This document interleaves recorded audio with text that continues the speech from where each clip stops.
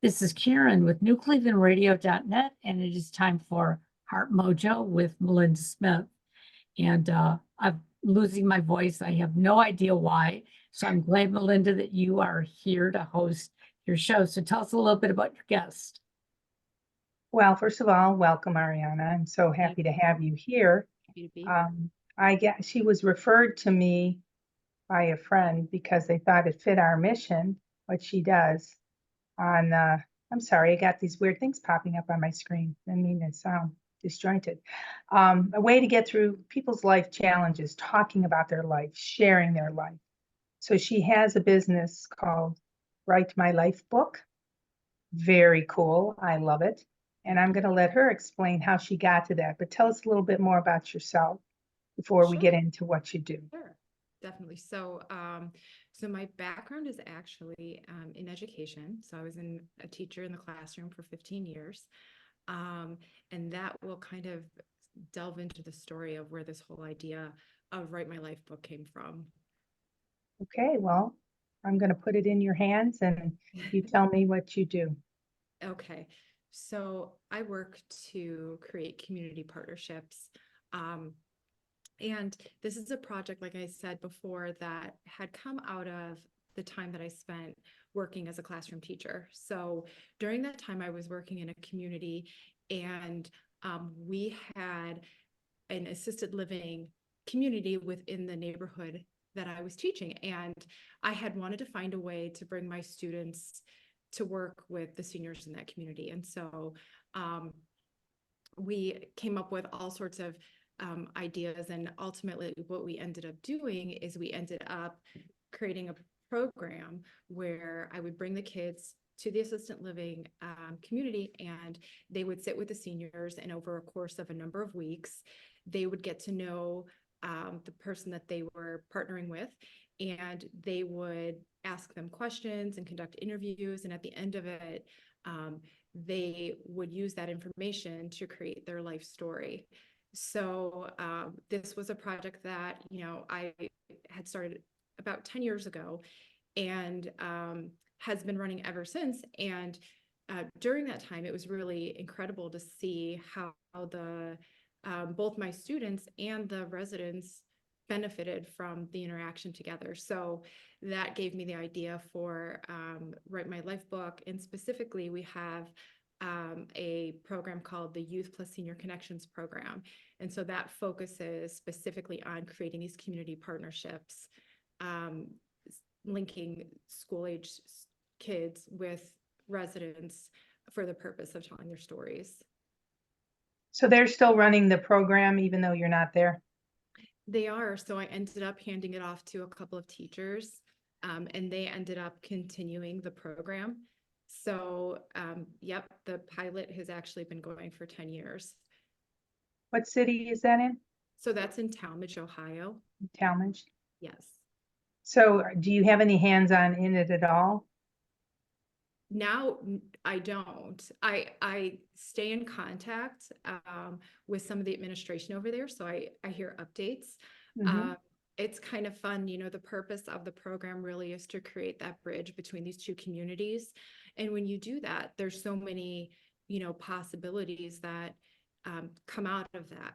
So in speaking with one of the administrators recently, she shared with me that the seniors are now going into the school buildings, and that they were actually coming into the classrooms and assisting with science experiments and those sorts of things. So so the program really is the point of connection, but the idea really is of building community. And once you bring these two groups together that have so much to offer to one another, then there's really, the possibilities are really limitless with what can happen. How old are these kids? So the kids that are working in the program in Talmadge City Schools are middle school. So Middle school? So sixth, seventh graders? Sixth graders, yes. Sixth graders. My mother lives down the street in a 55 and over community, and they had a program before COVID. Since COVID, it hasn't moved forward, where they would come over, meet the seniors, talk to the seniors, and they would write a story about what the senior told them. So not exactly the same thing, but it created that interaction. And my mother loved it. You know, one of the interesting things that I find with senior programming, and one of the things that makes this program so unique, is that, you know, oftentimes people are bringing these groups together, but they're bringing them together in a way where they may be watching a performance together, or watching the students perform, or playing a game together, you know, those types of activities, which is wonderful. But the problem or the challenge that I see is that it doesn't really pave the way for that deeper type of communication. So, you know, one of the aspects since I left the classroom that I developed really with the idea of setting this up in other communities is I created a digital platform that actually does it actually is where the information gets documented, and then my company does the writing. So it's nice because it acts still as that vehicle for engagement. So that part is preserved, where the kids are really, you know, have that way of going deeper. The conversations, you know, continue to happen between the young and the older generation. But the schools then don't have to take on a really large curriculum piece of, Right. you know, writing the stories, and then the consistency of the types of stories that the residents are being given then is, you know, is of a high quality. So so that's something that has, you know, I've put in place as I've left the classroom, is the development of the digital platform. So so how do they open up the senior? How do they start talking to the senior to get them to want to be telling their stories? Sure, that's a great question. So the way that, well, let me kind of back up a little bit. So, you know, part of this whole idea and this whole mission is really bringing groups of people together. So it starts really in the classroom, before even the visits. So having conversations with kids just about anticipating, you know, what it's going to be like to sit across from somebody, you know, who has physical differences than themselves. And, you know, it's interesting to hear the perceptions that the kids have, you know, going into these situations. And so that's kind of like the beginning point with the students. In terms of the platform is, you know, very intuitive. It organizes the process really by going through the different sections of a person's life. So when you think about, you know, how memories are stored, you know, you go back and you think that that one memory, as you start to unfold and open it, is going to open up and give way to other memories. So there's a linear, you know, method to the process. So really what the students do is the students come in and they act, you know, it's designed to be a mutual mentorship program. So the students are put in the role of being a technology mentor, and the seniors are put in the role of being a mentor in life. So they're sharing all their life experiences. What I've found through the work that I've done is that the students are naturally very curious about the seniors. And, you know, I'm sure that you know this from the work that you've done, but the seniors have a lot to say and a lot to contribute. And so, so now you've, you know, opened up that opportunity. You've provided the seniors with, you know, an ear, somebody who is going to be there in a captive audience to hear their stories. And, you know, as time goes on and they're getting together, you know, not just once, but a number of times over a period of time, they just start creating this sort of natural bond.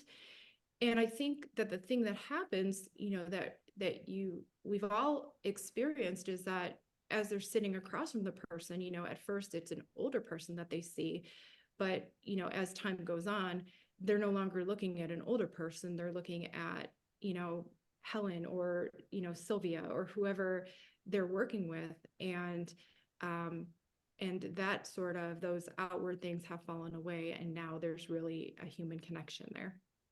Can they go back and visit these individuals on their own, like with their Yeah. parents? They do and they have. So I have had a number of students who have remained connected to that community and specifically to the person that they have been interviewing and have a relationship with. The thinking, with creating this type of programming is really, again, the idea of building that bridge. So once you open the doors of those communities and you bring kids into that space and they realize that they're, comfortable in that space, it's somewhere that they're going to find themselves going back to. So yes, that has happened, and kids have continued those relationships, and it really has, been very meaningful for them. So do the kids go there normally, or do the seniors come to their classroom? Sure. So it's worked both ways. I think, that's really, well, I think the beauty of it is that it can really be made to fit whatever, that community, would like to see happen or needs. But it can happen both ways. So, typically you think of the idea of kids, visiting the assisted living, home, but but the seniors also, have been welcomed into the school. So it's just seems to be whatever works. I know when we were doing it, we would, kind of see, like, for instance, in the winter time when it was colder out, it was worked better for me to bring the kids, Yeah. so yeah, it's flexible, but it's really, there's something really actually special to being in a middle school and seeing the doors open and seeing, people come through in their 80s and 90s. It's like everybody sort of stops and pauses and smiles, and it's just kind of one of those moments that's really special. I'm sure it's interesting for the seniors too, because it's probably been many years before they were in a middle school somewhere. I think so, and if you think about those experiences, when you get back into situations that are similar, I think that a lot of memories start coming back for the seniors. Yeah, a lot of positive memories, and it just kind of opens up this whole part of their life that, it's been so long since they've had those opportunities. So To share it. sure. So does the student come in with a list of questions that they So- start with? Because there's got to be a starting point. Right. And That's if it's a life story, where do you start that life? Sure. So, just in general, because just to kind of further explain a little bit. So this platform, Write My Life Book, is not specifically only limited to schools and assisted living. So individuals can also use the platform to document their own family history. So when you're talking about writing a life story, that's, one of the challenges or questions really that comes up is, where do you start and how do you do that? So the platform was created really with my own grandmother in mind. She and I had gone through the process of documenting her life story. And so in doing that, I really had to come up with a way or a method of doing it. So it takes all the different parts of a person's life and organizes them into different sections, kind of starting with childhood, getting into a little bit of family history, and then working its way through, school years. And then as you keep going, older, like secondary education, college, whatever the experience is. The thing, so as the kids are working, with their partner on the platform is walking them through the questions. The thing that makes this platform really unique and different from what is already out there is that there are several platforms that will help people tell and share stories, document them, put them in a book, which is, all things that we do. But in the cases that I've seen, the individual has to do all of the writing themselves. That presents a challenge, especially when you're talking about, some people don't feel comfortable with doing that writing. Some people may not have, have that, just that feel confident in that skill. Or if you're asking a child to do that sort of thing, they may also not be able to do it in a way which is going to really serve the person's story. So the way that this platform works is that it's questions that require, maybe 1, 2, 3, 4 word answers. Mhm. And as people are answering these questions, it's responding to their answers, and it's giving them the next question that follows their life experience. So it's a responsive platform because everybody's life experience takes them in so many different directions. So everybody couldn't possibly be answering the same exact questions. It's meant to be very intuitive. So as people are working through the platform, they'll see a question, they'll see some examples of answers that could be provided for that question. And so it's really meant to be, an easy and engaging, way of telling a life story. So from there, the platform will take all of the answers that have been given, and their story is then written for them and then put into a book, which is nicely designed with pictures, and then they receive their book. So is it recording the answers, or is the young person typing it in and then They're typing it in. because I could see recording would be pretty easy Right.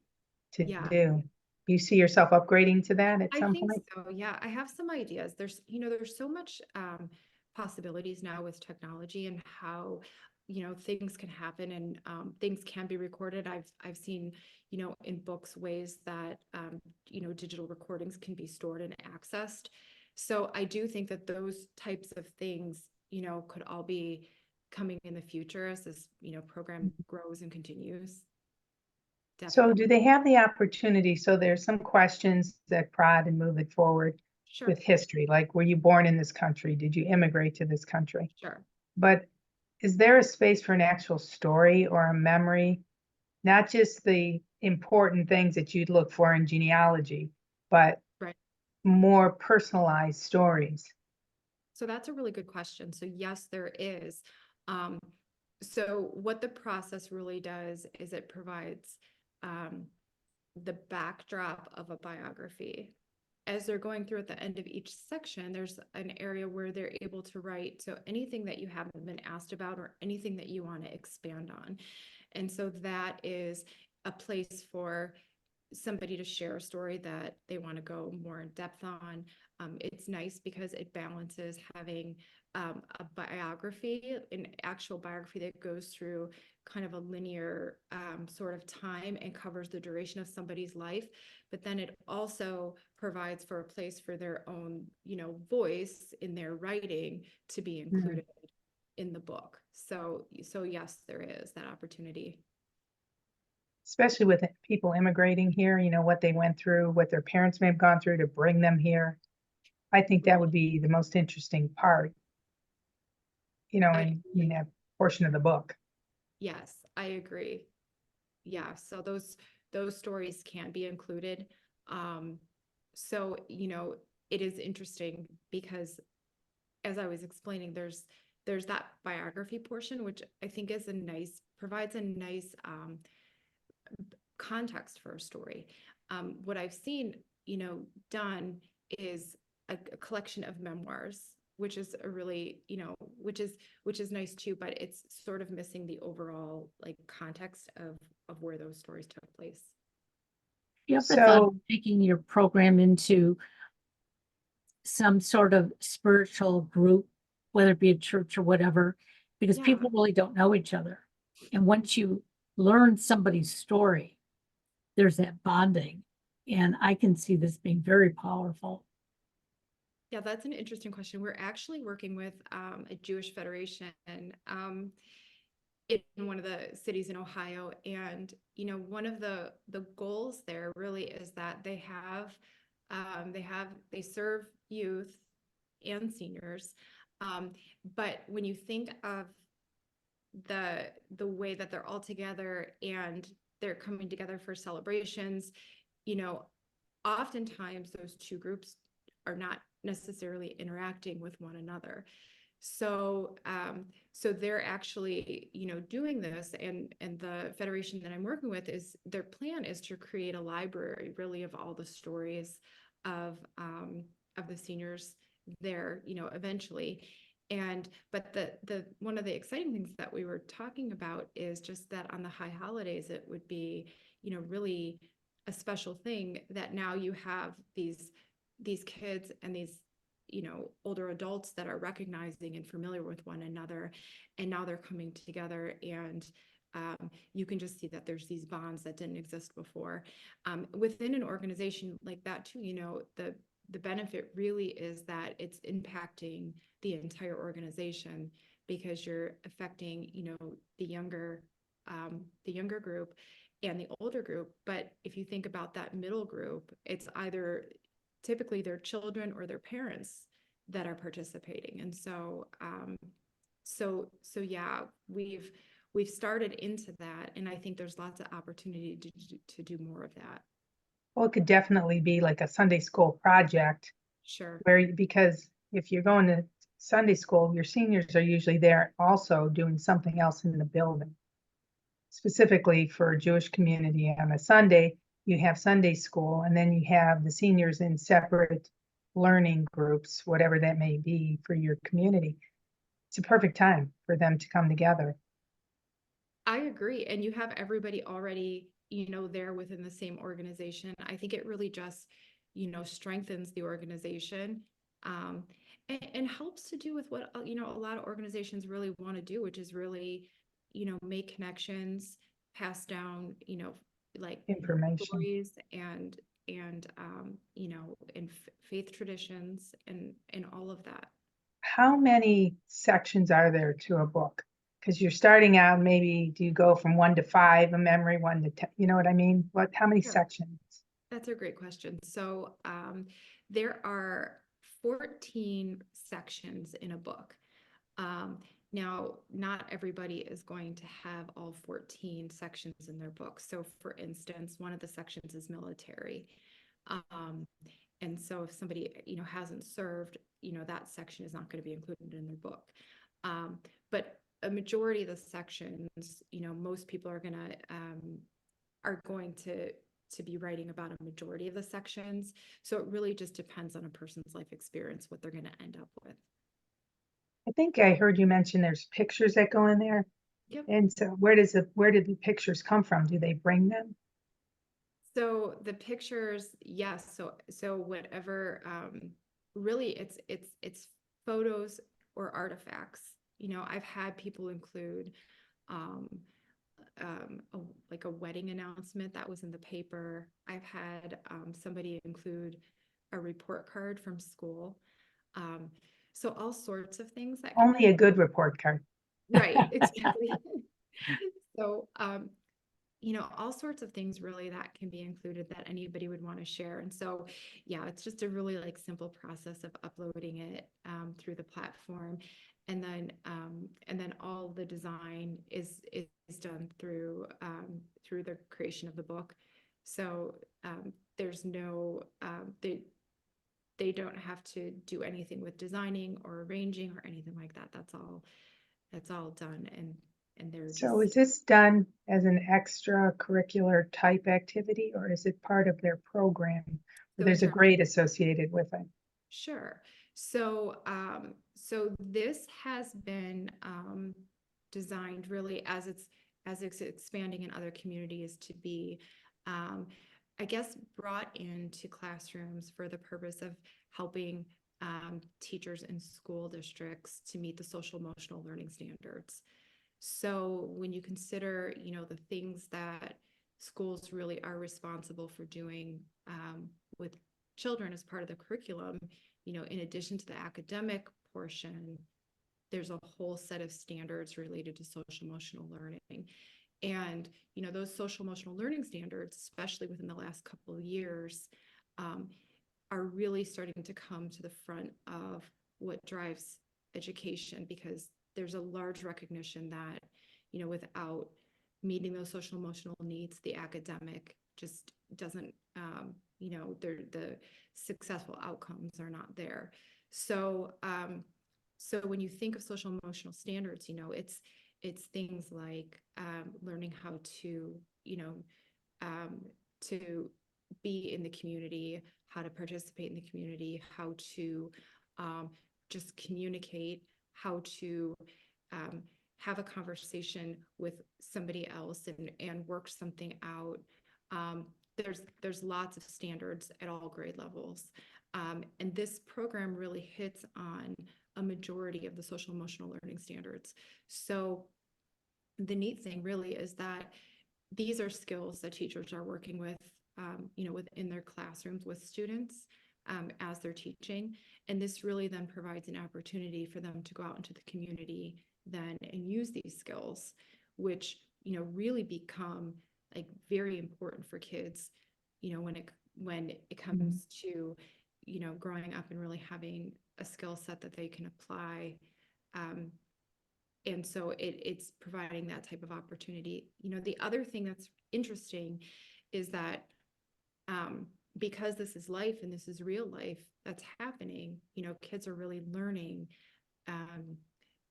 things that you really can't just teach from, I guess, an assignment that is going to be, completely within the teacher's sort of their like design and control. So I'll tell you a quick story. I had a student, the second year we were doing the program, and I had a senior who passed away during the program.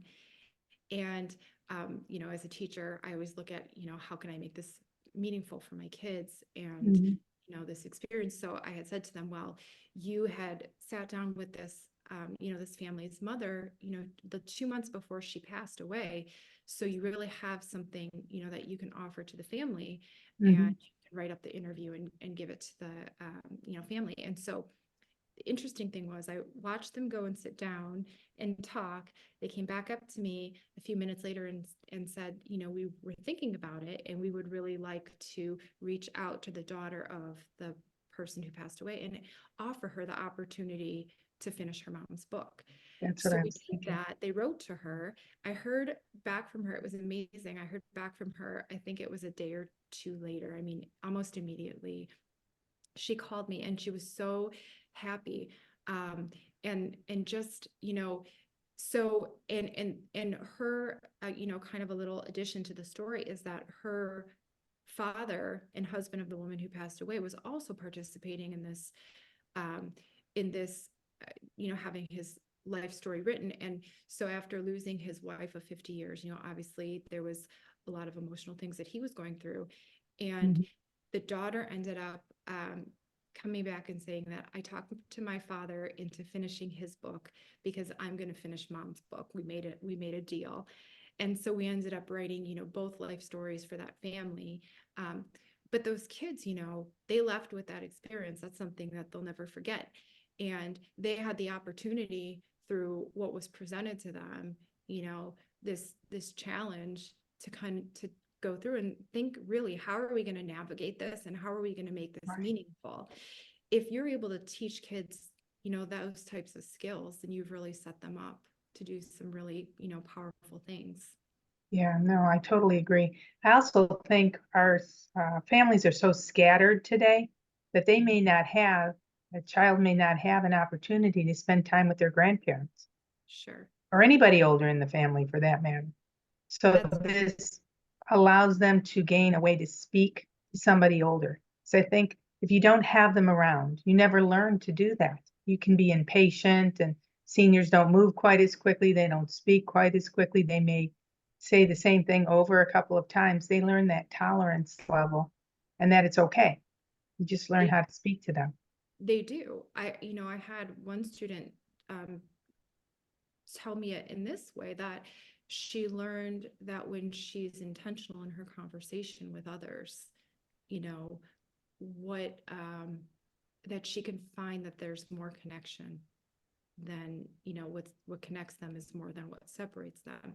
And, when you're thinking of teaching intentionality in conversation, to somebody who's so young, it's like that gives you, great hope for these kids moving forward and what they're going to be able to do. So I think it prepares, them a lot. And I think that the schools really have a recognition that there's a need, and are looking for these types of opportunities with their students. We're So, living in a society where there are so many seniors who either never had children mhm. or may have lost children along the way.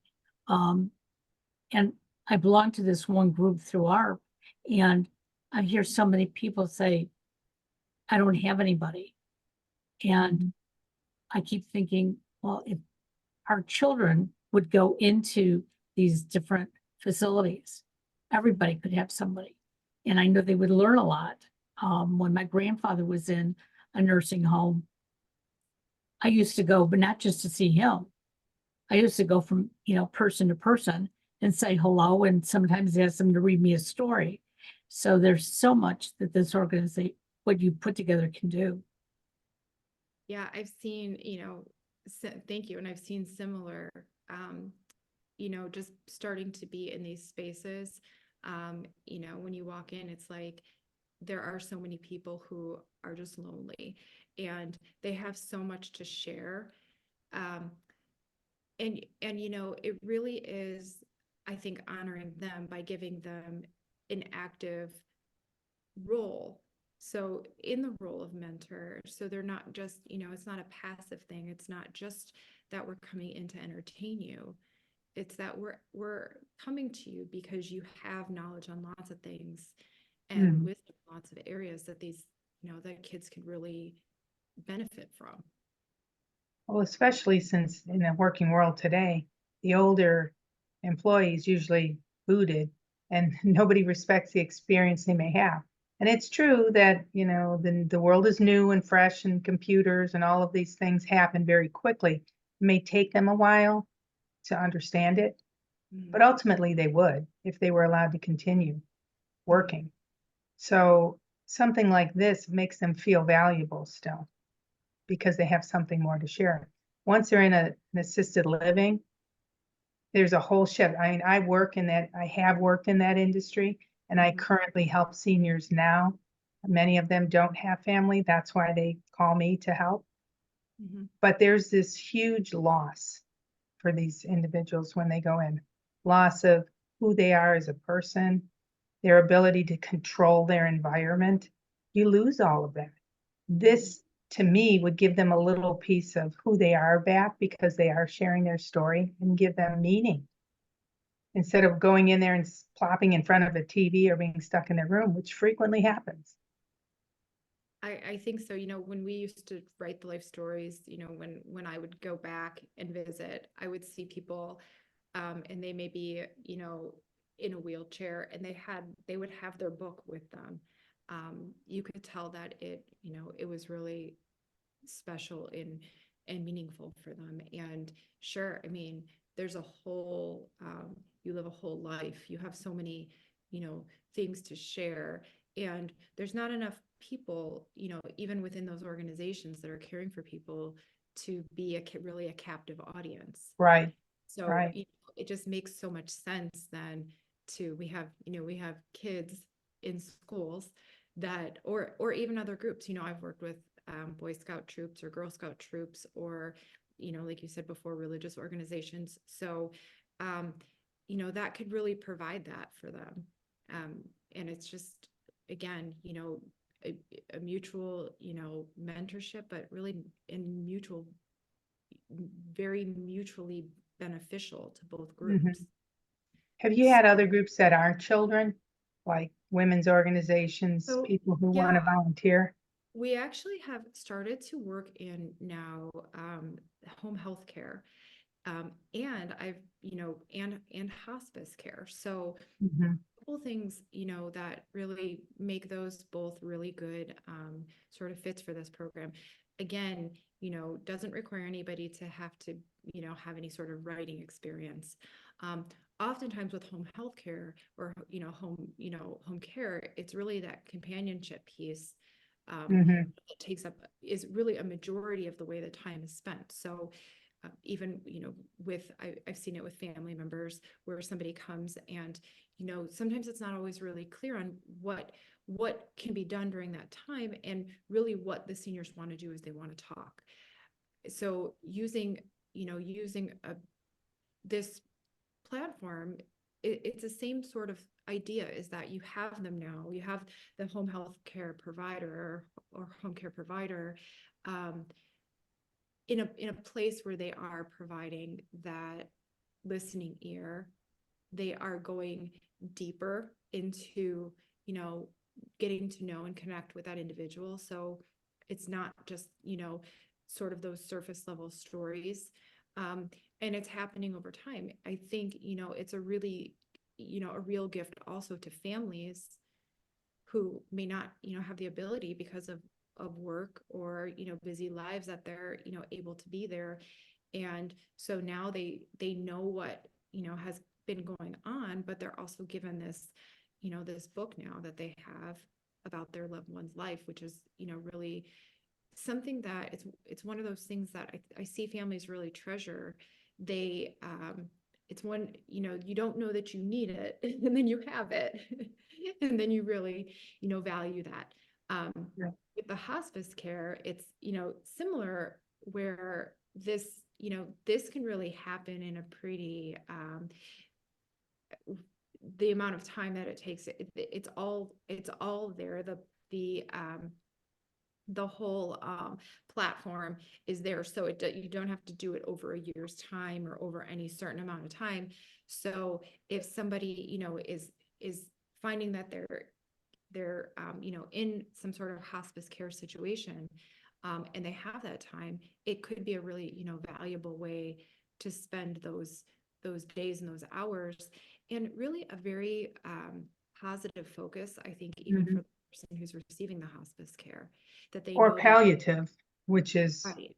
going to be prior to hospice usually. And that gives them an opportunity to start a little bit sooner than later. So can someone just go online to your website and start their Yeah. own book? So they can. So there's a digital platform. It's WriteMyLife, www.writemylifebook.com. So on there, somebody can purchase it for themselves. They can purchase it for a loved one. I am working with some providers that are, through those providers are providing it to their the people that they're working with. If it's a assisted living organization, or really even adult daycare, organizations that work with adults, they can go on there and they would submit a contact form, and then I would reach out to them to figure out, what their needs are, and, what they're looking for. And then, ultimately with the goal of finding a community partner. And then really the hope and what has happened is, once those partnerships are made, those are partnerships that, that I continue to support, we continue to support, but, the hope is that they continue then. And so it's not just, telling the life story of the first, 10 or 15 residents that participate, but it's something that they continue to do. Have you ever So, considered maybe, and this is coming to mind because I know of somebody who just lost a 14-year-old, but going in the opposite direction, having an adult, talk to a younger person and get their perspective, because that would be so valuable to the family. That would be very interesting. I haven't thought of it in terms of that. I will say that I've had families who have done this, where they've done it as a project between grandchildren and a grandparent, which is really kind of neat. They get together over the course of a number of weeks, and the children will work on this project with their grandparent. And so, oftentimes, the result is that they're having conversations that they wouldn't, typically have, and they're getting together more frequently. I've even had a family that had a an older person who lived across the country, and they did it, on Zoom, and they just got together once a week for, 45 minutes. And they did it that way. So there's just, really, when you think it's really about connection, bringing people together, you know, providing just a way of really looking at life experience and really putting a value on those sorts of things. So lots of different opportunities that have come up.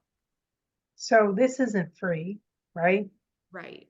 So are you a nonprofit where people could donate to help do this? Or how does someone go about paying for it? If it's, Purchasing a I'm book. assuming the school, if it's in a school, that's something you handle with the school. But if it's an individual, how do they?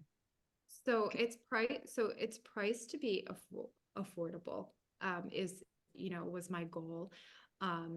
It's I think $175 up for the platform, and you get a book with that. Mhm. So, and really, because this is a mission that I believe in, it's really it's the cost of the book that really is what the charges, and the community partnership piece is something that I do because I believe in it. So so that is what it looks like. Typically it's covered by the senior side of it, whether it be a cost that is passed through to families, or however they decide to handle that. It currently, I'm not a nonprofit, because it's a fairly new business, but I've had conversations about the benefits of becoming a nonprofit, and so it's something that I'm considering. I could But see people donating to cover a community, or be a sponsor for, well, you don't have to be a nonprofit for the sponsorship, but sure, there might be grants available for this. yeah, I think there would be, it affects lots of different people. Mhm. So I do think that there could and would be grants. And I think it's one of those, things where a church group or, religious organization would be interested in, sponsoring a group, especially when it comes to a senior, assisted living, that isn't coming from somewhere where, there is a lot of extra, you know, opportunity to do something like this. And so, yeah, I think that there would be groups that would definitely want to sponsor something like that. It certainly meets the challenge of having the youth work with the seniors. The whole show here has been about getting through life's challenges. That's what Heart Mojo is about. And you certainly put the Heart Mojo out there, that Heart Energy, to deal with the two groups and bring them together, because it is a challenge. There are a lot of older people that don't even want to talk to children. Because they think, in today's world, they're going to be a bigger problem than a help. But what you show them is you learn from each other, the mentorship. You do. I think You think do. that's a great opportunity for kids today and for seniors to stay engaged with the generations. I certainly do too. I, you know, I've this is really my mission, and something I care really deeply about, and seeing it in action and just watching the stories that have come out of it and the way that people are impacted by it is really motivating to, set this up. And there's communities all across the country, I think, that could benefit from these types of experiences. Oh, So absolutely. So people yes. want to talk to you or reach out to you. How do they do that? So they can connect with me through email. So my email is a Delray, I'll spell it DELRE at WriteMyLifeBook.com. So they can reach out to me that way. Or they can go on Write My Life Book, our digital platform, which is www.writemylifebook.com. There is a contact form on there.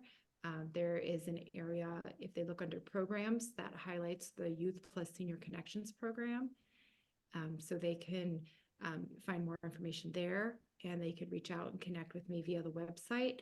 I'm also on LinkedIn, and I'm on Facebook, so they can find me there. But yes, I collected all your links, and Yep. Karen always puts Yep. them in the show notes great. so people can see it.